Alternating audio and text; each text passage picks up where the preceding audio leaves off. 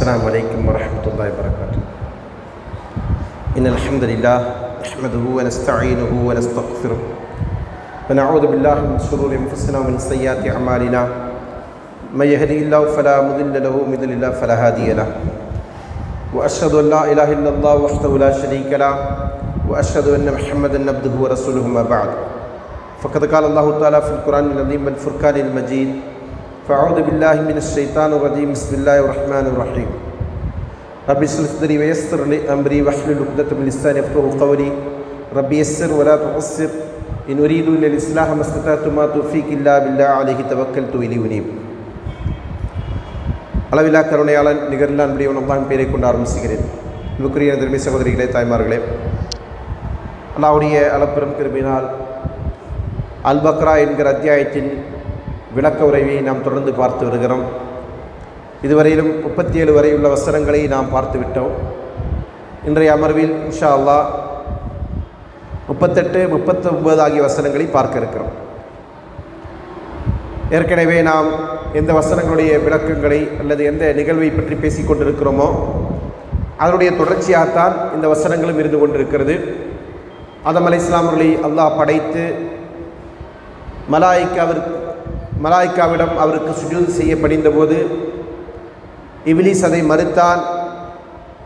அதை மறுப்பதற்கு அவன் என்ன நியாயத்தை சொன்னான் என்பதையும், அதற்கு பிறகு சொர்க்கத்தில் தங்க வைக்கப்பட்ட ஆதம் அலைஹிஸ்ஸலாம் அவர்களும் அவருடைய மனைவியும் எதன் காரணமாக அங்கிருந்து வெளியேற்றப்பட்டார்கள் என்கிற செய்தியும், அதை தொடர்ந்து அல்லாஹு தஆலா இந்த வசனத்திலே நமக்கு சொல்லக்கூடிய செய்தி என்னவென்றால், அவர்கள் எப்படி அங்கிருந்து பூமிக்கு அனுப்பப்பட்டார்கள், அனுப்பப்படுகிற போது அவர்களுக்கு சொன்ன கட்டளை என்ன என்பதை பற்றியெல்லாம் அல்லாஹு தஆலா இந்த வசனத்தில் நமக்கு சொல்லி காட்டுகிறான்.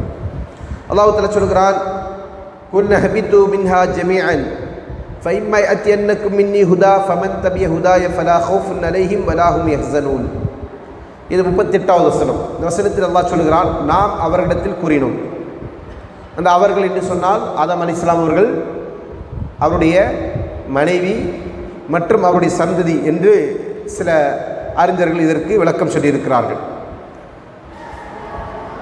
ஏனென்றால் ஆதம் அலைஹிஸ்ஸலாம் அவர்கள் மூலமாகத்தான் அவருடைய சந்ததியும் வர இருக்கிறது. எனவே அவர்களை ஒட்டுமொத்தமாக அல்லாஹ் தஆலா முன்னிலைப்படுத்தித்தான் இவ்வாறு அல்லாஹ் சொல்லுகிறான்: நீங்கள் அனைவரும் இங்கிருந்து இறங்கி விடுங்கள். நாம் ஆதம் அலைஹிஸ்ஸலாம் அவர்களிடம் கூறினோம், எஹிபித்து மின்ஹா ஜமீஅன், நீங்கள் அனைவரும் இந்த சொர்க்கத்திலிருந்து இறங்கி விடுங்கள். ஃபஇம்மா யஅத்தியன்னக்கும் மின்னி ஹுதா ஃபமன் தபிய ஹுதாய ஃபலா ஹௌஃபுன் அலைஹிம் வலா ஹும் யஹ்ஸனூன். என் புறத்திலிருந்து உங்களுக்கு நேர்வழி வரும்.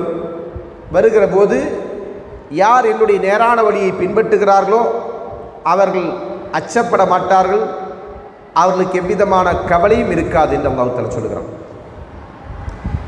அதாவது சொர்க்கத்திலிருந்து அல்லாஹ் தஆலா பூமிக்கு அனுப்புகிற போதே மனிதர்களுக்கு அல்லாஹ் சொல்லுகின்ற கட்டளை என்ன? உங்களுக்கு என் புறத்திலிருந்து நேர்வழி வரும். இந்த ஹுதா என்பதற்கு விளக்கம் சொல்லுகிற போது இமாம் அபுல் ஆலி அவர்கள் சொன்னார்கள், அல் ஹுதா என்பது, நேர்வழி என்பது அல் அம்பியா வ ரசூல் வல் பையினாத்து வல் பயான். நபிமார்கள், ரசூல்மார்கள், அதே போன்று சான்றுகள், ஆதாரங்கள் மற்றும் விளக்கங்கள், இவை அனைத்தையும் உள்ளடக்கித்தான் அல்லாஹ் என்ன சொல்கிறான்? இந்த வசனத்திலே ஹுதா என்று சொல்லுகிறான் என்பதாக அவர்கள் விளக்கம் சொன்னார்கள். இமாம் ஹசன் பஸ்ரி அவர்கள் சொல்லுகிற போது அல் ஹுதா அல் குர்ஆன் என்று சொன்னார்கள். ஹுதா என்றால் குர்ஆன். குர்ஆன் நபி ஸல்லல்லாஹு அலைஹி வஸல்லம் அவர்களுக்கு அருளப்பட்டதுதான்.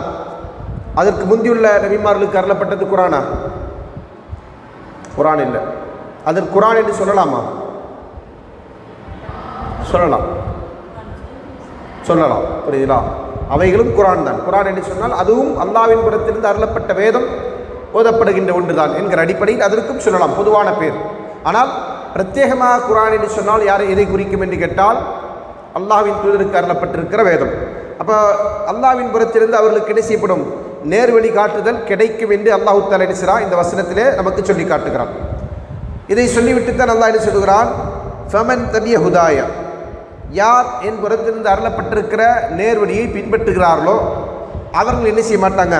ஃபலா ஹௌஃபுன் அலைஹிம், அவர்களுக்கு எந்த விதமான அச்சமும் இல்லை. அதாவது இதை குறித்து இமாம் இப்னு கஸீர் சொல்லும்போது, அல்லாஹ் இந்த வசனத்தில் நான் இறக்கி வைத்திருக்கிற வேதம், அதே போன்று நான் அனுப்பிய தூதர்கள், அவர்களை யார் பின்பற்றுகிறார்கள்? அல்லாஹ்வின் புறத்தில் வந்துள்ள நேர்வழியை பின்பற்றுவது என்று சொன்னால் அது தூதர்களை பின்பற்றுவதும் அடங்கும், வேதத்தை பின்பற்றுவதும் அடங்கும். இரண்டுமே என்ன செய்யணும்? பின்பற்றுவதற்குரியது தான். அப்போ அதை யார் பின்பற்றுகிறார்களோ அவர்களுக்கு என்ன இல்லை? அச்சமில்லை. அச்சமில்லை என்று சொன்னால் எதிர்காலத்தில், இப்போ உலகத்தில் அவங்களுக்கு அச்சமில்லை என்று அர்த்தமா? அதுக்கு தூதர்களை பின்பற்றுபவர்களுக்கு உலகத்தில் அச்சம் இருக்கா இல்லையா? உலகத்தில் அச்சப்பட வேண்டி இருக்கா இல்லையா? இருக்கிறது. நபி ஸல்லல்லாஹு அலைஹி வஸல்லம் அவர்களை பின்பற்றிய சஹாபாக்கள் அச்சத்தோடு வாழ்ந்தார்களா இல்லையா? மக்காவுடைய காலகட்டத்தில் அவர்களுக்கு வாழ்க்கையை பற்றிய அச்சம் இருந்தது, அவருடைய உயிர்களை பற்றிய அச்சம் அவர்களுக்கு இருந்தது. அதே போன்று மதீனாவுக்கு ஹிஜ்ரத் சென்றதற்கு பிறகும் அவர்களுக்கு என்னது? அச்சநிலை இருந்தது. எதிரிகள் எப்பயும் நம்ம தாக்கிடுவாங்க, முஸ்லீம்கள் என்பதனால நம்ம அடித்தொடிக்கப்படுவோமா என்ற அச்சமெல்லாம் இருந்தது. இப்போ இந்த வசனத்தில் அல்லாஹ் தஆலா ஃபலா ஹவுஃபுன் அலைஹிம், அவர்களுக்கு எந்த விதமான அச்சமும் இல்லை என்று சொன்னால் அதற்குரிய பொருள் என்ன? அவர்களுக்கு மறுமையில் எவ்விதமான அச்சமும் இல்லை. அவங்களுக்கு மறுமையில் எந்த விதமான அச்சமும் இல்லை. ஏன் அச்சம் இல்லை அப்படின்னு சொன்னால், ஒரு மூமினுடைய வாழ்க்கையை பொறுத்தவரையில் உலகத்தோடு முடிந்து விடுகிற ஒன்று இல்லை, அது மறுமை வரைக்கும் தொடரக்கூடிய ஒன்று. இந்த உலகத்துடைய முடிந்து விடுவதாக இருந்தால் நம்முடைய ஆயுள் என்ன செய்யலாம்? நாம் இந்த உலகத்தில் என்ன செய்கிறோம்? செழிப்பாக வாழ்வதற்காக வேண்டி அதை தயார்படுத்தி கொண்டால் போதுமானது. ஆனால் ஒரு மூமியை பொறுத்தவரையில் அவர் எங்கே நிரந்தரமாக நிலையாக வாழப் போகிறான்னு சொன்னால் சொர்க்கத்தில் தான், மறுமையில் தான். அப்போ அந்த மறுமை வாழ்க்கையில் சொர்க்கம் செல்லக்கூடியவர்களுக்கு அங்கே என்ன செய்யாது? எந்த விதமான அச்சமும் இல்லை. ஒருவர் இந்த உலகத்திலே அல்லாஹ்வை ஈமான் கொண்டு தூதர்களை நம்பிக்கை கொண்டு தூதர்களை பின்பற்றி ஒருவர் வாழ்ந்தால் அவருடைய எதிர்கால வாழ்க்கை எப்படி இருக்கும்? மறுமை வாழ்க்கை எப்படி இருக்கும்? செழிப்பானதாக இருக்கும், சிறப்பானதாக இருக்கும். அப்போ அதனால் அவருக்கு என்ன இல்லை? மறுமையை பற்றி எந்த விதமான அச்சமும் அவருக்கு இருக்காது என்பதை இமாம் இப்னு கஸீர் அவர்கள் என்ன செய்கிறாங்க? இந்த வசனத்திற்கான விளக்கமாக சொல்கிறாங்க. அதே போன்று தான் ஏனைய இமாம்களும் சொல்லுகிறார்கள். சரிங்களா? அதற்கு அடுத்தபடியாக அல்லாஹ் என்ன சொன்னால், வலாஹும் யஹ்ஸனூன், அவர்கள் கவலைப்படவும் மாட்டார்கள். எதை நினைத்து கவலைப்பட மாட்டாங்க? உலகத்தை பற்றி அவர்கள் கவலைப்பட மாட்டார்கள். ஏன்னா உலகத்தில் அவர்களுக்கு எந்த விஷயங்கள் இழந்திருந்தாலும் கிடைத்திருந்தாலும் அதெல்லாம் அவங்களுக்கு என்னது? ஒரு பொருட்டே அல்ல. பொதுவாகவே ஒரு நம்பிக்கையாளருடைய வாழ்க்கை என்ன அப்படின்னு சொன்னால், மறுமைக்காக வேண்டி வாழுகிறோம் என்று சொன்னால், இந்த உலகத்தில் அவருக்கு ஏதாவது நஷ்டம் ஏற்படும் போது, கஷ்டம் ஏற்படும் போது அதை கொண்டு அவர் கவலைப்படுவாரா? படமாட்டார். அந்த கவலையெல்லாம் அவருக்கு கவலையை தேற்றுவதற்கான, கவலைக்கு ஆறுதல் அளிக்கக்கூடிய ஒரு வார்த்தை என்ன சொல்லுவோம்? உலகத்தில் கஷ்டமும் நஷ்டமும் ஏற்படும் போது என்ன சொல்லுவோம்? என்ன சொல்லுவோம் தெரியலையா? அப்படியா சொல்லுவோம்? நினச்சிக்கிறது இல்லை. நம்ம என்ன சொல்லணும் என்று அல்லாஹ் நமக்கு கற்றுத் தந்திருக்கிறான். அல்லாஹ் போதுமானவன். இன்னா லில்லாஹி வ இன்னா இலைஹி ராஜிஊன். ஆமாம், வேற என்ன? அது தானே இவ்வளோ நேரம் கேட்குறோம். கஷ்டமோ நஷ்டமோ வந்தால் நம்ம என்ன சொல்லுவோம்? என்ன சொல்லணும்னு அல்லாஹ் சொல்லி தந்திருக்கிறான். நாம் அல்லாஹ்விற்குரியவர்கள், அல்லாஹ்வின் பக்கம் திரும்பி செல்லக்கூடியவர். முடிஞ்சு போச்சு. அந்த ஒரு வார்த்தையோடு என்ன நமக்கு ஏற்பட்டிருக்கிற நஷ்டம் கஷ்டம் எல்லாமே முடிஞ்சு போச்சு. ஏன்னா இதுக்கு எல்லாத்துக்குமே நம்ம நினைக்கிறோம் அல்லாஹ்விடத்தில் சென்று பிரதிபலனை அனுபவிக்க இருக்கிறோம். அப்போ உலகத்தில் நமக்கு என்ன நஷ்டம் ஆயிடுச்சோ, என்ன கஷ்டம் ஆயிடுச்சோ அதை பற்றி எல்லாம் எந்த விதமான கவலையும் யார்கிட்ட இருக்காது. யார் அல்லாஹ் இறக்கிய வேதத்தின் அடிப்படையில் அல்லாஹ் அனுப்பிய தூதர்களை நம்பிக்கை கொண்டு இந்த உலகத்திலே வாழுகிறார்களோ அவர்களுக்கு இருக்காது என்கிற ஒரு மிகப்பெரிய உத்தரவாதத்தை அல்லாஹ் தஆலா நினைச்சான் இந்த வசனத்திலே சொல்லி காட்டுகிறான். அதன் அடிப்படையில் நாம் அத்தகைய பண்புடையவர்களாக இருக்க வேண்டும் என்று சொன்னால் அதற்குரிய வழி என்ன? இன்னொரு வசனத்தில் அல்லாஹ் தஆலா இதே விஷயத்தை நமக்கு நினைச்சான் சொல்லி காட்டுறான். எப்படி சொல்கிறான்? கால ஹ்பிதா மின்ஹா ஜமீயன். இன்னொரு வசனத்தில் நீங்கள் அனைவரும் இங்கிருந்து இறங்கி விடுங்கள் என்று அவன் கூறினான். பஅதுக்கும் லி பஅதின் அதுவுன், உங்களில் சிலர் சிலருக்கு எதிரியாக இருப்பார்கள். ஃபைம்மா யத்தியன்னக்கும் மின்னி ஹுதா, என் புறத்திலிருந்து நேர்வழி வருகிற போது ஃபமன் தபிய ஹுதாய, யார் என்னுடைய நேர்வழியை பின்பற்றுகிறார்களோ ஃபலா யதில்லு வலா யஷ்கா, அவர்கள் வழி தவற மாட்டார்கள், பாக்கியத்தை இழக்கவும் மாட்டார்கள் என்று அல்லாஹ் தஆலா சொல்லி காட்டுகிறான். அதாவது ஃபலா யதில்லு ஃபித் துன்யா வலா யஷ்கா ஃபில் ஆஹிரா. இந்த வசனத்தில் ரெண்டாவது சொன்ன விஷயம் அந்த வசனத்தில் செய்யப்படுது. முதலாவது சொன்னது இரண்டாவது சொல்லப்பட்டிருக்கு. அப்படின்னு என்ன அர்த்தம்? இங்கே வலா ஹவுஃபுன் அலைஹிம். ஹவுஃப் என்று சொன்னால் அச்சம் இருக்காது. எங்கே? மறுமையில். மறுமையில் அச்சம் இருக்காது. வலாஹும் யஹ்ஸனூன், அவர்கள் கவலைப்பட மாட்டார்கள். எங்கே? துனியாவில் அவர்களுக்கு ஏற்படுகின்ற இழப்பிற்காக வேண்டி அல்லது இழந்ததற்கு பற்றி அவர்கள் மறுமையில் வந்ததற்கு பிறகு கவலைப்பட மாட்டார்கள். இந்த வசனத்தில் எல்லாம் என்ன சொன்னால், வலா எதில்லு, அவர்கள் உலகத்திலே வழி தவற மாட்டார்கள். யார் அல்லாஹ்வின் புறத்திலிருந்து நேர்வழியை பின்பற்றுகிறார்களோ அவங்க என்ன செய்ய மாட்டாங்க? துனியாவில் வழி தவற மாட்டார். ஏன்னா வழி தவறக்கூடாது என்பதற்குத்தான் அல்லாஹ் என்ன செஞ்சிருக்கிறான்? அவனுடைய வேதத்தை நேர்வழியை கொண்டதாக நமக்கு ஆக்கியிருக்கிறான். இன்னஹாதல் குர்ஆன் யஹ்தி லில்லதி ஹிய அக்வம். நிச்சயமா இந்த குர்ஆன் என்பது முற்றிலும் நேரான வழியை காண்பிக்கக்கூடியது என்று அல்லாஹ் தஆலா 17வது அத்தியாயத்துடைய 9வது வசனத்தில் நமக்கு சொல்லி காட்டுறான். அப்போ நேர்வழியை காட்டக்கூடிய வேதத்தை தான் அல்லாஹ் தஆலா செஞ்சிருக்கிறான். ஒவ்வொரு சமுதாயத்திற்கும் ஒவ்வொரு தூதருக்கும் அனுப்பியிருக்கிறான். அப்போ அந்த தூதரை பின்பற்றக்கூடியவர்கள் வழி தவறுவார்களா? சரி, அப்போ வழி தவறு இருக்கிறாங்களே. பனி இஸ்ரவேல் சமுதாயம் யார்? மூசா அலைஹிஸ்ஸலாம் அவருடைய சமுதாயத்தவர். மூசா அலைஹிஸ்ஸலாம் அவர்களை பின்பற்றியவர்கள். அதே போன்று யூதர்கள், கிறிஸ்தவர்கள், இவங்களெல்லாம் செஞ்சுருக்கிறாங்க. நபி மூசா அலைஹிஸ்ஸலாம் அவர்களை ஈசா அலைஹிஸ்ஸலாம் பின்பற்றினாங்க. அவங்க வழிகாட்டுறா இல்லையா? அப்போ எப்படி அவங்க வழி தவறினாங்க? அவர்கள் அல்லாஹ் சொன்னதை போன்று அந்த தூதர்களை பின்பற்றவில்லை. அவர்கள் அவருடைய மனவீச்சையை மார்க்கமாக்கி கொண்டார்கள். மார்க்கத்தில் அவர்கள் அவருடைய சொந்த கருத்துக்களை புகுத்தினார்கள். வேதத்தில் அவர்கள் கையாளல் செய்தார்கள். எனவே தான் அவர்களுக்கு வழிகட்டார்களே தவிர அல்லாஹ் இறக்கியவற்றை பின்பற்றி அவர்கள் வழிகடவில்லை. அதை தான் இந்த உம்மத்திற்குமான பாடமும் படிப்பினையும். நாம் அல்லாஹ் இறக்கி தந்ததை, அல்லாஹுடைய வேதமாகிய அல் குர்ஆனை, அதே போன்று அல்லாஹ்வால் அனுப்பப்பட்ட அல்லாஹ்வின் தூதர் அவர்களை பின்பற்றி ஒரு காலம் வழிகிட மாட்டோம். அப்படி பின்பற்றணும்னு சொன்னால் நம்ம என்ன செய்ய மாட்டோம்? ஒரு காலம் வழிகிட மாட்டோம். ஏன்? வழிகடுவதற்கான எந்த ஒரு அம்சமும் அல்லாஹ்வுடைய கட்டளையில் இல்லை, அல்லாஹ்வின் தூதருடைய கட்டளை இல்லை. இவை அனைத்துமே என்னது? முற்றிலும் நேரான வழி. இப்படிதான் அல்லாஹ் தஆலா அல் குர்ஆனை பற்றி நமக்கு அறிவித்து தருகிறது. அல்ஹம்துலில்லாஹி அல்லதி சூரத்து கஹ்ஃபுடைய ஆரம்ப வசனங்கள், லம் யஜஅல் ஃபியா ஐவஜா. இந்த வசனத்தில் அல்லாஹ் என்ன செய்றார்? எந்த விதமான கோணலையும் ஏற்படுத்தலை. வழிகெடுவதற்கான எந்த முகாந்தரமும் இல்லாத அல் குர்ஆனை அல்லாஹ் என்ன செஞ்சிருக்கிறான்? நமக்கு தந்திருக்கிறான்.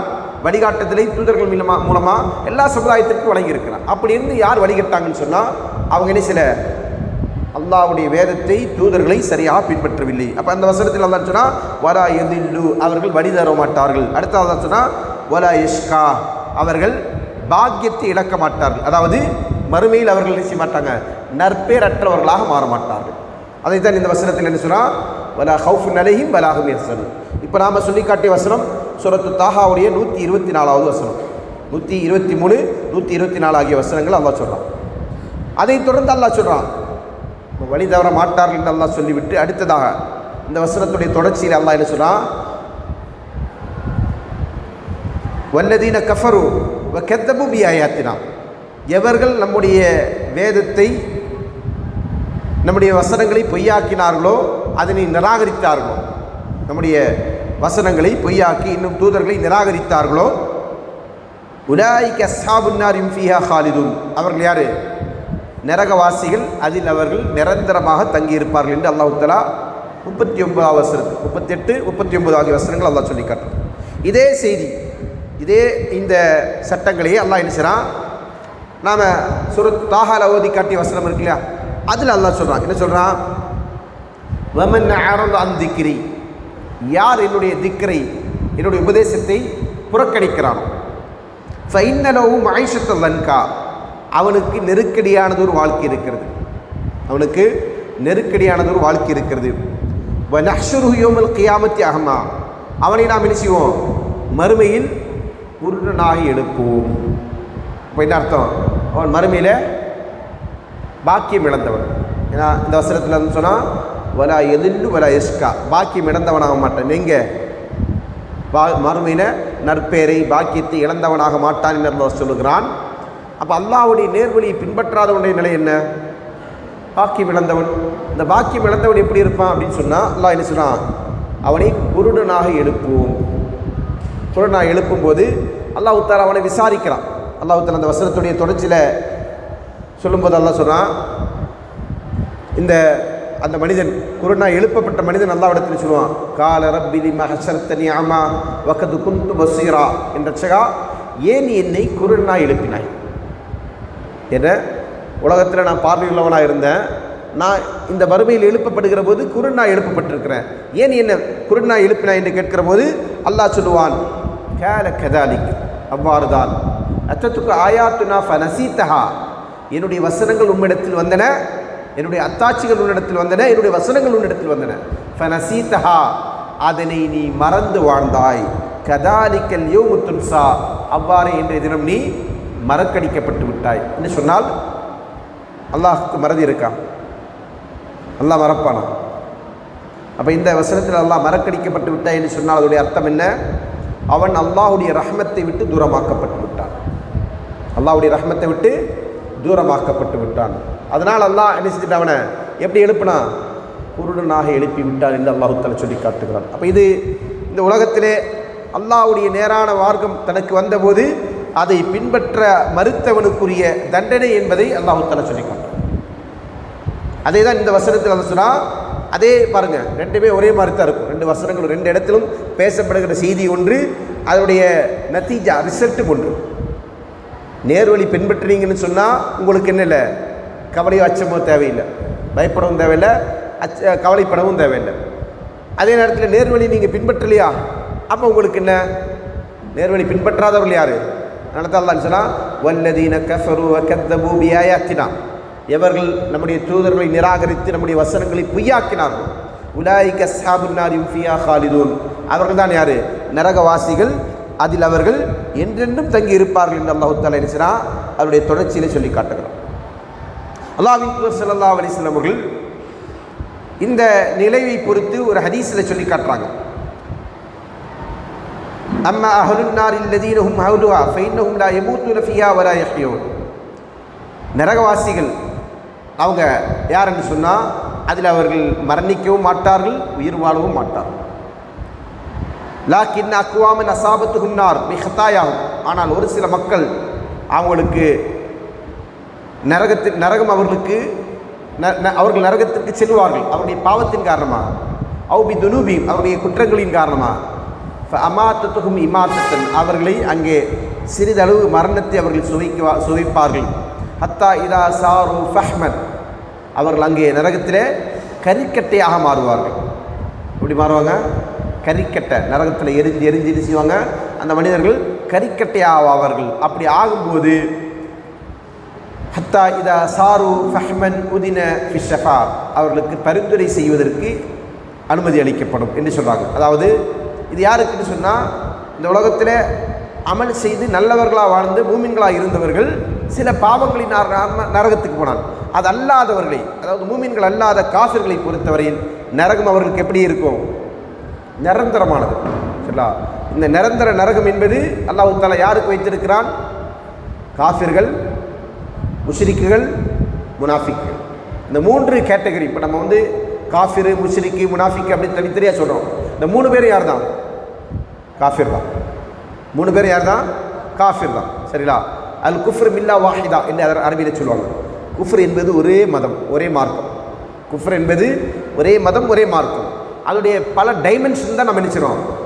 ஷிர்கு, நிஃபாக்கு, குஃப்ரு அப்படின்னு சொல்கிறோம். இது எல்லாமே மொத்தத்தில் என்ன தான்?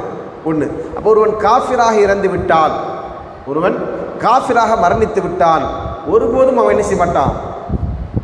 சொர்க்கம் செல்ல மாட்டான். நரகம்தான் அவனுடைய இறுதி இடம். அதிலே அவன் என்ன செய்வான்?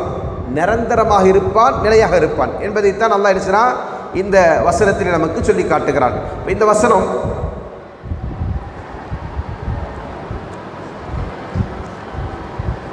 நேர்வழியை பின்பற்றாதவர்களுக்கு, நேர்வழியை யார் பின்பற்றாமலும் பின்பற்ற மறுத்து கொண்டும் இருக்கிறார்களோ அவர்களுக்கு மிகப்பெரிய ஒரு எச்சரிக்கை.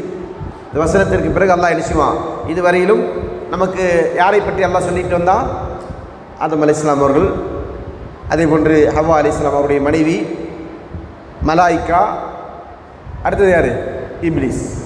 இந்த மூணு கேட்டகரியை பற்றி, மூணு நபர்களிடத்தில் நடந்த உரையாடல்கள், அவர்களுக்கு மத்தியில் நடந்த நிகழ்வுகளை எல்லாம் அல்லாஹ் தஆலா தொடர்ச்சியாக சொல்லிட்டு வரான். இது முடிந்ததற்கு பிறகு நமக்கு ஒரு வரலாற்றை அல்லாஹ் சொல்லியிருக்கிறான். ஒரு வரலாற்றை, ஒரு சமூகத்தை பற்றிய வரலாறு அல்லாஹ் சொல்லியிருக்கிறான். அப்போ அப்போ அதற்கு முன்னோடியாகவே அல்லாஹ் நமக்கு என்ன செஞ்சுட்டான், மிகப்பெரிய ஒரு மகத்தான ஒரு செய்தி அல்லாஹ் சொல்லிட்டான். என்ன செய்தி? நேர்வழி என்பது அல்லாஹ்வின் புறத்தில் நமக்கு திட்டமாக வந்துருச்சு, இனிமேல் வர வேண்டியதில்லை, ஏற்கனவே வந்து விட்டது. அப்போ அதை பின்பற்றினா அவங்களுக்கு மறுமை, நீரேற்றம், சொர்க்கம் எல்லாவற்றையும் அல்லாஹ் வாக்களிச்சுட்டான். அந்த வாக்குறுதியை ஏற்றுக்கொண்டு வாழ்ந்த மக்கள் தான் யார்? சத்திய சஹாபாக்கள். அதனால தான் அவங்க செஞ்சாங்க, அவருடைய வாழ்க்கையை அதற்காண்டி அர்ப்பணித்தாங்க, மறுமைக்காண்டி அர்ப்பணித்து வாழ்ந்தார்கள். அப்போ அப்படிப்பட்ட ஒரு வாழ்க்கையை நம்ம வாழாமல், அதை தேர்ந்தெடுக்காமல், நாம் இந்த உலகத்திலே நேர்வழி எது என்பதை அறியாமலேயே நம்முடைய காலத்தை, நம்முடைய ஆய்விலே நம்ம கழித்தோம் என்று சொன்னால் நிச்சயம் நம்ம நஷ்டவாளிகள். அதற்கு எடுத்துக்காட்டாக அல்லாஹ் என்ன செய்றான், ஒரு சமுதாயத்தை, ஏன்னா நமக்கு முன்னாடியே பல சமுதாயத்திற்கெல்லாம் தூதர் அனுப்பியிருக்கிறாங்க. இப்போ நம்ம தான் உலகத்தில் முதலாவது தூதர் அனுப்பப்பட்ட சமுதாயமா, வேதம் கொடுக்கப்பட்ட சமுதாயமா என்று கேட்டால் என்ன சொல்லுவோம்? இல்லை, நமக்கு முன்னாடி பல சமுதாயம், நம்ம தான் இதில் கடைசியாக வந்தவங்க. மற்றவங்களாம் யார்? பனி இஸ்ரவேலர்களாக இருக்கட்டும், அல்லது லூத் அலைஹிஸ்ஸலாமுடைய சமுதாயமாக இருக்கட்டும், நூஹ் அலைஹிஸ்ஸலாமுடைய சமுதாயமாக இருக்கட்டும், இப்படி எத்தனையோ சமுதாயங்கள் உலகத்தில் என்ன செஞ்சுட்டாங்க, முன்னாடியே அல்லாஹ்வின் புறத்திலிருந்து வேதத்தையும் தூதர்களையும் பெற்றுக்கொண்டார்கள். ஆனால் அவங்க என்ன செய்யல, தூதர்களையும் வேதத்தையும் பெற்றுக்கொண்டு அதன் அடிப்படையில் அவர்கள் வாழவில்லை, அவர்களை முறையாக பின்பற்றவில்லை. வேதத்தையும் பின்பற்றலை, தூதர்களையும் பின்பற்றலை, ரெண்டையும் என்ன செஞ்சாங்க அவங்க, அவர்கள் புறக்கணித்து விட்டார்கள், உதாசீனப்படுத்தி விட்டார்கள். அப்போ அப்படி உள்ளவர்களுக்கான எச்சரிக்கை இந்த வசனத்தில் அல்லாஹ் சொல்கிறான். இது எதற்காக வேண்டி? இனிமேல் வரக்கூடிய அந்த வரலாற்றை நம்ம என்ன செய்யணும், கவனமாக புரிந்து கொள்ள வேண்டும். அந்த வரலாற்றிலிருந்து நாம் என்ன செய்யணும், பாடம் படிக்கக்கூடியவர்களாக இருக்க வேண்டும் என்பதற்கு அல்லாஹ் தஆலா இந்த செய்தியை நமக்கு சொல்லி காட்டியிருக்கிறான்.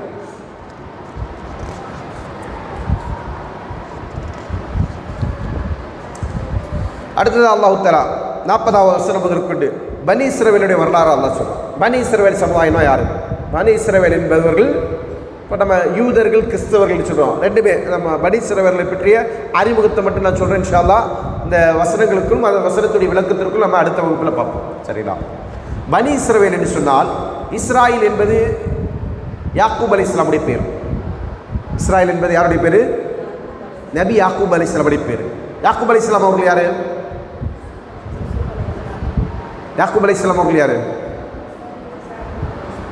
கேட்கல. மாஷா அல்லாஹ். இப்ராஹிம் அலைஹிஸ்ஸலாமுடைய மகனா? அவருடைய சந்ததியா? யாக்கூப் அலைஹிஸ்ஸலாமுடைய சந்ததி அவர் வருவாரா? சரி, நானே சொல்கிறேன், விடுங்க. அதாவது இன்றைக்கு உலகத்தில் இருக்கக்கூடிய 3 பெரிய மதங்கள் என்று இதெல்லாம் சொல்லுவாங்க. உலகத்தில் இருக்கக்கூடியது, நீங்கள் இந்தியா விட்டு வெளியே வரணும். சரிங்களா? இஸ்லாம், கிறிஸ்டியானிட்டி, ஜூஸ், இந்த 3 மதங்கள். சரிங்களா? அதாவது இந்த 3 மதங்களும் தொன்மையான மதங்களும் கூட. இந்த 3 மதமும் தொன்மையானது, பழமையானது. இப்போ இந்த 3 மதங்களும் மதத்தவர்களும் தங்களுடைய மதத்தின் வரலாற்று நாயகனாக போற்றக்கூடிய ஒரு நபி தான் யார்? நபி இப்ராஹிம் அலைஹிஸ்ஸலாம். இப்ராஹிம் அலைஹிஸ்ஸலாமுடைய 2 மகன்கள் யார்? இஸ்மாயில் அலைஹிஸ்ஸலாம் அவர்கள், இஸ்ஹாக் அலைஹிஸ்ஸலாம் அவர்கள். இஸ்மாயில் அலைஹிஸ்ஸலாமுடைய சந்ததி தான் அரபியர்கள். இஸ்ஹாக் அலைஹிஸ்ஸலாமுடைய சந்ததிகள் தான் இஸ்ராயலியர்கள். ஏன்னா இஸ்ஹாக் அலைஹிஸ்ஸலாமுடைய மகன் தான் யார்? யாக்கூப் அலைஹிஸ்ஸலாம். சரிங்களா? யாக்கூப் அலைஹிஸ்ஸலாம் யார்? இஸ்ஹாக் அலைஹிஸ்ஸலாமுடைய மகன். யாக்கூப் அலைஹிஸ்ஸலாமுடைய இன்னொரு பேர் தான் இஸ்ராயில். இஸ்ராயில் என்று சொன்னால் என்ன அர்த்தம் அப்படின்னா, அந்த மொழியில் அவங்க பயன்படுத்திய மொழியில் அப்துல்லா என்ற அர்த்தம். இஸ்ராயில் என்று சொன்னால் என்ன அர்த்தம்? அப்துல்லா. சரியா? அப்போ பனி இஸ்ராயில் என்று சொன்னால் யார்? யாக்கூப் அலைஹிஸ்ஸலாமுடைய சந்ததியினர். புரிஞ்சுங்களா? யாக்கூப் அலைஹிஸ்ஸலாமுடைய பனி இஸ்ராயில், பனு என்று சொன்னால் பிள்ளை, பனு என்றால் பிள்ளைகள், சந்ததிகள். இப்போ பனு இஸ்ராயில் என்று சொன்னால் யாக்கூப் அலைஹிஸ்ஸலாமுடைய சந்ததிகள். இந்த யாக்கூப் அலைஹிஸ்ஸலாமுடைய சந்ததிகள் தான் என்னது? பனி இஸ்ராயில் என்று சொல்லக்கூடியவர்கள். அந்த சமுதாயத்திற்கு அல்லாஹ் தஆலா பல நபிமார்கள் அனுப்பி வச்சான். யாரெல்லாம்? நபி யூசுப் அலைஹிஸ்ஸலாம் அவர்கள், நபி யூசுப் அலைஹிஸ்ஸலாம் அவர்கள். அவர்களுக்கு பிறகு தாவூத் அலைஹிஸ்ஸலாம் அவர்கள், சுலைமான் அலைஹிஸ்ஸலாம் அவர்கள், அவருக்கு முன்னாடி மூசா அலைஹிஸ்ஸலாம் அவர்கள். சரிங்களா? பிரதானமாக அந்த சமுதாயத்திற்கு அனுப்பப்பட்ட நபி தான் யார்? மூசா அலைஹிஸ்ஸலாம். மூசா அலைஹிஸ்ஸலாம் அவர்களுக்கு பின்னாடி ஈசா அலைஹிஸ்ஸலாம் அவர்கள். ஈசா அலைஹிஸ்ஸலாம் அவர்கள் யார் தான்? பனி இஸ்ரவேலுக்கு அனுப்பப்பட்ட நபி தான். இந்த அத்தனை நபிமார்கள் சொல்லப்போனால் இப்ராஹிம் அலைஹிஸ்ஸலாம் அவர்களை பொறுத்தவரையில் அவருடைய சந்ததியினர்கள், அவருடைய பிள்ளையில், அவருடைய வம்சாவளியில் பெரும்பான்மையினர்கள் நபி. மகன் நபி, மகனுக்கு மகன் நபி, பேரப்புள்ள நபி, பேரப்பிள்ளைக்கு பேரப்புள்ள நபி, அப்படியே என்ன செய்யணும், ஒரு நபியோடைய வம்சாவளி அவங்களுடைய குடும்பத்தில் இருக்குது. அப்போ அந்த சமுதாயத்தில் வந்தவங்க தான் யார்? இந்த பனி இஸ்ரவேல், அதாவது யாக்கூப் அலைஹிஸ்ஸலாம் அவருடைய சந்ததிகள். யாக்கூப் அலைஹிஸ்ஸலாமுடைய சந்ததியில் அல்லாஹ் என்ன செஞ்சிருக்கிறான்? நபி ஈசா அலைஹிஸ்ஸலாம் அவர்கள் வரையிலும் தூது செய்தி அல்லாஹ் தொடர்ச்சியாக வழங்கியிருக்கு. இடைவெளி இல்லாமல் ஒரு காலகட்டத்திலும் சொல்லப்போனால் ஒரு நபி வாழ்ந்து கொண்டிருக்கிற போதே இன்னொரு நபி உயிரோடு இருந்த ஒரு சமுதாயம் என்று எடுத்துக்கொண்டால் அது பனி இஸ்ரவேல் சமுதாயம். வேறு எந்த சமுதாயத்தையும் நம்ம அப்படி பார்க்க முடியாது. ஒரே காலத்தில் ஒன்றுக்கு மேற்பட்ட நபிமார்கள் ஒரே சமுதாயத்தில். யாக்கூப் அலைஹிஸ்ஸலாம் அவர்கள் உயிரோடு இருக்கும்போது தான் யார் நபி? யூசுப் அலைஹிஸ்ஸலாம் அவர்கள் நபி. மூசா அலைஹிஸ்ஸலாம் அவர்கள் நபியாக இருக்கும்போது தான் இன்னொரு யார்? ஹாரூன் அலைஹிஸ்ஸலாம் அவர்கள் நபி. சரிங்களா? அதே போல் தாவூத் அலைஹிஸ்ஸலாம் அவர்கள் நபியாக இருக்கும்போது யார் நபி? சுலைமான் அலைஹிஸ்ஸலாம் அவர்கள் நபி. அவர் வாப்பாவும் மகனும். தாவூத் அலைஹிஸ்ஸலாம் தந்தை, சுலைமான் அலைஹிஸ்ஸலாம் அவர்கள் அவருடைய மகன், வாப்பா மகன், அவங்களும் நபி. அதே மாதிரி ஜக்கரியா அலைஹிஸ்ஸலாம் அவர்கள் உயிரோடு இருக்கும்போது யார் நபி? யஹ்யா அலைஹிஸ்ஸலாம். ஜக்கரியா அலைஹிஸ்ஸலாமுடைய மகனார் தான் யார்? யஹ்யா அலைஹிஸ்ஸலாம். ஜக்கரியா அலைஹிஸ்ஸலாம் அவர்கள் யார் தெரியுமா? ஈசா அலைஹிஸ்ஸலாம் அவர்களை வளர்த்தவர் அவர் தான். ஈசா அலைஹிஸ்ஸலாம் இல்லை, மரியம் அலைஹிஸ்ஸலாம் அவர்கள். ஈசா அலைஹிஸ்ஸலாமுடைய தாயாராகிய மரியம் அலைஹிஸ்ஸலாம் அவர்களை பராமரித்தவர், வளர்த்தவர் அவர். ஈசா அலைஹிஸ்ஸலாமும் அதே காலகட்டத்தில் நபி. சரிங்களா? இப்படி ஒரு நபியுடைய வம்சாவளி அப்படின்னு சொல்லக்கூடிய அளவுக்கு உலகத்தில் ஒரு சிறந்த சமுதாயமாக இருந்தவர் தான் யார்? பனி இஸ்ரவேல் சமுதாயம். அந்த சமுதாயத்திற்கு அல்லாஹ் இணைஞ்சிருக்கிறான், ஏராளம் தூதர்கள் அனுப்பியிருக்கிறான். அவ்வளோ தூதர்கள் வந்து அந்த சமுதாயம் என்ன செஞ்சு வழிகேட்டிற்கு சென்றார்கள். அப்போ அதற்கு முன்னோடியாக தான் அல்லாஹ் சொன்னால் ஃபமன் தபிய ஹுதாய. இந்த வசனம், இந்த பின்னாடி உள்ள வசனத்தோட தொடர்பை நம்ம புரிஞ்சுக்கணும். இனிமே நம்ம ஒரு வரலாற்று அல்லாஹ் சொல்ல போகிறோம். இது வரைக்கும் அல்லாஹ் சொன்னது என்னது? இந்த உலகத்திற்கு மனிதன் வருவதற்கு முன்னாடி நடந்த நிகழ்வுகள். புரியுதா? அல்லாஹுடைய அந்த சொர்க்கம் என்கிற அந்த இடத்துல அல்லாஹ் அவர்களுக்கென்று படைத்து வைத்திருந்த அந்த சொர்க்கத்தில் நடந்த உரையாடல்கள், நிகழ்வுகள் தான் இதுவரைக்கும் நம்ம படித்தது. இப்போ நம்ம இனிமேல் வரக்கூடியது என்ன? பூமியில் நமக்கு முன்னர் வாழ்ந்த ஒரு தலைமுறை, ஒரு சமுதாயம், அவங்க எப்படி அல்லாஹ்வுடைய வேதத்தோடு அல்லாஹ்வுடைய தூதரோடு நடந்து கொண்டார்கள், அதில் நமக்கு இருக்கக்கூடிய பாடங்கள் என்ன, படிப்பினை என்ன என்பதை நம்ம அறிந்து கொண்டு இருக்கிறோம். அப்போ இந்த வசனத்தில் முன்னாடி சொல்லக்கூடிய வசனம் என்ன? ஃபைம்மா ஏத்தி என்னக்கும் மின்னி ஹுதா, என் புறத்திலிருந்து நேர்வழி வரும், அதை பின்பற்றினால். அது யாராக இருந்தாலும், எந்த காலத்தவர்களாக இருந்தாலும் அதை பின்பற்றினால் அவங்களுக்கு என்னது? கவலையோ அச்சமோ தேவையில்லை. அவர்கள் வழி தவற மாட்டார்கள். அவர்களுக்கு மறுமையில் எந்த விதமான இழப்பும் ஏற்படாது. ஆனால் அதை இல்லைன்னு சொன்னால் அல்லாஹ் என்ன சொன்னால், அவர்கள் தான் யார்? நஷ்டவாளிகள், அவர்கள் தான் நிராகரிப்பாளர்கள், அவர்கள் தான் நரகவாசிகள் என்று அல்லாஹ் சொல்கிறான். அப்போ அதற்கு இந்த செய்தியை சொல்லி முடிச்சுட்டு அல்லாஹ் என்ன செய்கிறான்? நமக்கு ஒரு சமுதாயத்துடைய வரலாற்றை நமக்கு அறிமுகப்படுத்தியிருக்கிறான். அந்த வரலாறு யாரது? பனி இஸ்ரவேல். அப்போ இந்த பனி இஸ்ரவேல் சமுதாயத்தை பொறுத்தவரையில் ஏராளமான தூதர்கள் வந்தாலும், ஏராளமான வேதங்கள் அவர்களுக்கு கிடைத்தாலும் எல்லாவற்றையும் அவங்க என்ன செஞ்சாங்க? புறக்கணித்தாங்க. இந்த புறக்கணிப்பின் காரணமாக அவங்க யாராயிட்டாங்க? சபிக்கப்பட்டவர்களாக மாறினார். அல்லாஹ் அவருடைய அருளுக்குரியவர்களாக இருந்தவர்கள். இப்போது அல்லாஹ் வந்து இப்ராஹிம் அலைஹிஸ்ஸலாம் அவர்களுக்கு 2 பிள்ளையை தந்தான். அந்த 2 பிள்ளை யார்? 2 மகன் யார்? இஸ்மாயில் அலைஹிஸ்ஸலாம், இசாக். அவங்க 2 பேர் யார்? நபி. அப்போது தந்தைக்குரிய அதே அந்தஸ்து தன்னுடைய 2 மகனுக்கும் அல்லாஹ் கொடுக்குறான்னு சொன்னால் அதுக்கான காரணம் என்ன? அப்போ இப்ராஹிம் அலைஹிஸ்ஸலாமுக்கு அல்லாஹ்விடத்தில் அந்த கிரேட் இருக்குது. தஹத அல்லாஹ் இப்ராஹிம ஹலீலா. அல்லாஹ் இப்ராஹிம் அலைஹிஸ்ஸலாம் அவர்களை தன்னுடைய நண்பராக தேர்ந்தெடுத்து கொண்டான். அதனால தான் 2 பிள்ளைக்கு என்ன செஞ்சாங்க? நுபுவத் அல்லாஹ் கொடுத்துருக்கிறான். அடுத்தது அவர் மட்டுமா நபி? அப்படியே பேரப்பிள்ளை யாக்கூப் அலைஹிஸ்ஸலாம் அவர்கள் நபி. யாக்கூப் அலைஹிஸ்ஸலாமுடைய மகனார் யார்? அவரும் நபி. இப்படி என்ன செய்கிறோம்? ஒரு நபி பரம்பரையே அந்த சமுதாயத்தில் அல்லாஹ் கொடுத்தான். இவ்வளோ அருட்படை வழங்கப்பட்ட ஒரு சமுதாயம் தான் யார்? பனி இஸ்ரவேல் சமுதாயம். அப்படி இருந்து அவங்க என்ன செஞ்சாங்க? அல்லாஹ்வின் புறத்திலிருந்து அருளப்பட்ட நேர்வழியையும் சத்தியத்தையும் அவர்கள் பின்பற்றதாதன் காரணமாக அவங்க என்ன செஞ்சாங்க? வழிகேட்டிற்கு சென்றார்கள். அந்த வழிகேடு அவர்களை நரகத்திற்கு இட்டு சென்றது, நரகத்திற்குரியவர்களாக அவர்கள் மாறினார்கள் என்கிற வரலாற்றை அல்லாஹ் அடிச்சான். அடுத்ததாக நமக்கு சொல்லி காட்டுகிறான். அப்போ இதில் இருக்கக்கூடிய பாடம் என்ன?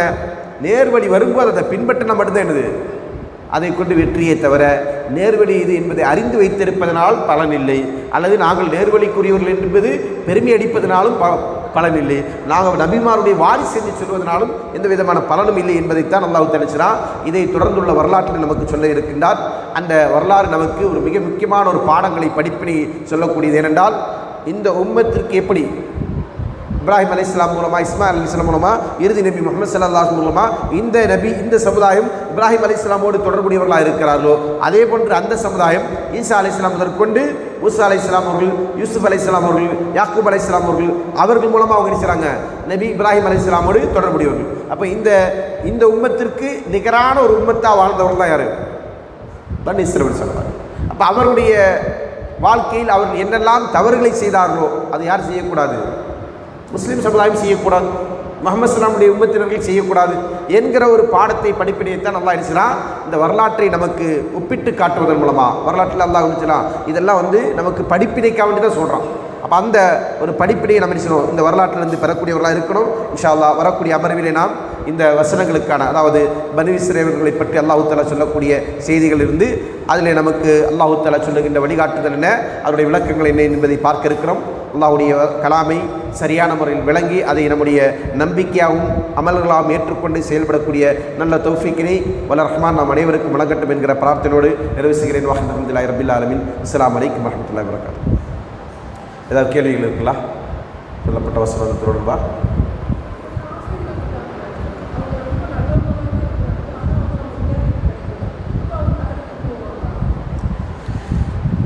காஃபிர்கள் நல்லவர்களாக இருக்கிறார்கள், ரொம்ப நல்லவர்களாக இருக்கிறாங்க, அவர்களுக்கு ஹிதாயத்து கிடைக்கல, அதனால் அவங்க நரகம் செல்வார்களா?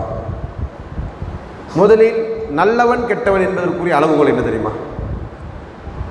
நான் ஒருவரை பார்த்து இவர் நல்லவன் என்பதனால் அவர் நல்லவர் ஆவாரா? ஆக மாட்டார். உங்களுக்கு நல்லவராக இருந்தவர் இன்னொருத்தர் கெட்டவராக இருப்பார். உங்களுக்கு நல்லவராக தெரிஞ்சவர் இன்னொருத்தருக்கு யாராக இருப்பார்? கெட்டவராக இருப்பார். இப்போ நீங்கள் நல்லவர் என்று யாரை சொல்கிறீங்களோ அவர் எல்லாருக்கும் நல்லவரா? எல்லாருக்கும் ஒரு நல்லவரா? இம்பாசிபிள். அப்படி இருக்க முடியாது தானே. எல்லாருக்கும் நல்லவராக எல்லாரும் இருக்க முடியுமா? அப்போது இன்னொருத்தருக்கு அவர் கெட்டவராக இருப்பார். அப்போ நம்ம யாரும் என்ன செய்ய முடியாது? நம்ம மனிதனுடைய அளவீடின் அடிப்படையில், மனிதனுடைய அளவுகளின் அடிப்படையில் ஒருவரை நல்லவன் கெட்டவன் என்று தீர்மானிக்க முடியாது. இஸ்லாம் என்ன அளவுகளை கொண்டு ஒருவரை நல்லவன் கெட்டவன் என்று தீர்மானிக்க சொன்னால், யார் அல்லாஹ்வுக்கு நன்றி செலுத்தலையோ அவன் நல்லவன் கிடையாது, கெட்டவன் தான். ஏன்னா அவனுக்குரிய கடமைகளிலே முதன்மையானது படைத்தவனுக்குரிய கடமை. அல்குர்ஆனில் அல்லாஹ் நமக்கு என்ன சொல்கிறான்? வக்கலா ரப்புக்க அல்லா தஅபுது இல்லா இய்யாஹு. உங்களுடைய இரட்சகன் உங்களுக்கு விதியாக்கி இருக்கிறான், நீங்கள் அவனை என்று வேறு யாரையும் வணங்கக்கூடாது. அடுத்தது அல்லாஹ் என்ன சொன்னான்? வபில் வாலிதைன் இஹ்சானா. பெற்றோர் இருவருக்கும் நீங்கள் உபகாரம் செய்ய வேண்டும் என்று. அப்போ முதல் கடமை யாருக்கு? அல்லாஹ்விற்கு. இரண்டாவது கடமை யாருக்கு? பெற்றோருக்கு. அதற்கு அடுத்து தான் மற்ற உறவுகளுக்கு. சரிங்களா? இதுதான் ஒரு உண்மையான நல்லவனுக்கான அளவுகோல். அப்போ இந்த அளவுகோல் அவங்க இருக்கிறாங்களா? இல்லை. முதல் கோணல் முற்றிலும் கோணல் என்பது போன்று படைத்தவனுக்கு இணை கற்பிக்கக்கூடிய மாபாதக செயலை செய்ததனால் அவன் நன்றி கெட்டவன். யாருக்கு நன்றி கெட்டவன்? அல்லாஹ்வுக்கு நன்றி கெட்டவன். சரிங்களா? மெல்ல மிஷ்கரி நாச லா யஷ்கரி இல்லா அப்படின்னு சொல்லுவாங்க. ரசூலுல்லாஹ் நமக்கு சொல்லுவது, யார் மனிதர்களுக்கு நன்றி செலுத்தவில்லையோ அவன் அல்லாஹ்வுக்கு நன்றி செலுத்த மாட்டான். இங்கே என்ன சொல்லப்படுது? மனிதனுக்கு அல்லாஹ்வுக்குரிய கடமைகள் தான் முதன்மையானது, அடுத்து தான் மனிதனுக்குரிய கடமை. அப்போ இதெல்லாம் ஒன்றோடு தொடர்புடையது. அப்போ ஒருவர் நல்லவனாக இருக்கிறார் என்பதற்குரிய அளவுகோல் முதல்ல தன்னை படைத்தவனுக்கு அவர் என்ன செய்யணும்? நன்றி உள்ளவனாக இருக்கும். அப்படி நன்றி உள்ளவனாக இருந்தால் மட்டும்தான் அவன் நல்லவன். சரிங்களா? இல்லாவிட்டால் அவன் நல்லவன் அல்ல. உண்மையிலே அவர் நல்ல எண்ணம் உள்ளவர்களாக, நல்ல சிந்தனை உள்ளவர்களாக, நன்மை விரும்பக்கூடியவர்களாக இருந்தால் அப்படி உள்ள காஃபிர்களுக்கு அல்லாஹ் ஹிதாயத்தை கொடுக்கும். அதையும் நம்ம பார்க்குறோம். அப்படி யாராக இருந்தாங்கன்னா இயல்பாகவே அவங்களுடைய உள்ளம் நல்ல உள்ளம். நமக்கு மட்டும் இல்லை, நான் தான் சொன்னேன், எனக்கு நல்லவராக தெரிகிறவர் இன்னொருத்தர் கெட்டவராக இருப்பார். அப்படி இல்லாமல் பொதுவாகவே நல்லவர். யாரிடத்துல என்ன செய்ய மாட்டார்? அநியாயமாக அக்கிரமாக நடந்து கொள்ள மாட்டார். அப்படி உள்ள நல்லவர்களாக இருந்தால் அவர்களுக்கு எல்லாம் ஹிதாயத்து கொடுக்கும். அப்படின்றத நம்ம நினைச்சிடும். வரலாற்றில் நிறைய பேரை பார்க்குறோம். எத்தனையோ நபர்கள் மார்க்க மரியாதைகளாக இருந்து பிற்காலத்தில் நினைச்சாங்க நல்லவர்களாக இருந்தவர்கள் மார்க்கத்தை அறிந்து இருக்கிறாங்க. அப்படி உள்ளவர்களாக இருந்தால் அவர்கள் சொர்க்கம் செல்வார்கள். அது அல்லாதவர்களுக்கு சொர்க்கம் கிடையாது. ஏன்னா சொர்க்கம் என்பது அல்லாஹ் நினைச்சான் லா ரசூலுல்லாஹி சொல்றாங்க லா யதுகுல் ஜன்னத ஹத்தா துமினு, நீங்கள் நம்பிக்கை கொள்ளாத வரையில் சொர்க்கம் செல்ல மாட்டீர்கள். அதாவது மூமின் நம்பிக்கை என்று சொன்னால் அல்லாஹ்வை நம்ப வேண்டும், மறுமையை நம்ப வேண்டும், வேதங்களை நம்ப வேண்டும், தூதர்களை நம்ப வேண்டும். எந்த அடிப்படைகளை நம்ப வேண்டும் என்று அல்லாஹ் கட்டளையிட்டானோ அந்த அடிப்படைகளை நம்பினால் மட்டும்தான் ஈமான் கொண்டவர். அப்படி உள்ளவங்க தான் சொர்க்கம். அது இல்லாத போது அவர் நல்லவர் என்று சொல்வதற்குரிய கிரைட்டீரியாவே அவர்கிட்ட இல்லை, அதுக்குரிய அளவுகளே அவர்கிட்ட இல்லை என்று தான் நம்ம சொல்லணும். சரிங்களா? வேறு ஏதாவது கேள்வி இருக்கலாம்? சுலமா சுபானக்கல்லாஹு வ பிஹம்திஹி அஷ்ஹது அல்லா இலாஹா இல்லா அன்த அஸ்தக்ஃபிருக்க வ அத்தூபு இலைக். அஸ்ஸலாமு அலைக்கும்.